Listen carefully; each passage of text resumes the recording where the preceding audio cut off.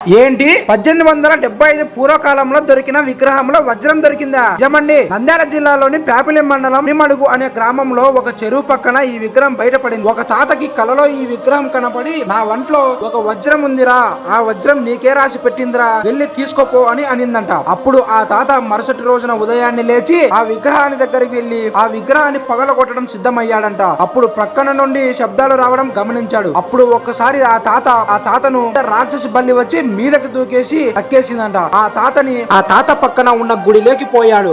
ఆ విగ్రహాన్ని తిప్పల పడి గుడిలోకి తీసుకొని పోయి పగలగొట్టి ఆ వజ్రాన్ని తీసుకొని పోయాడు.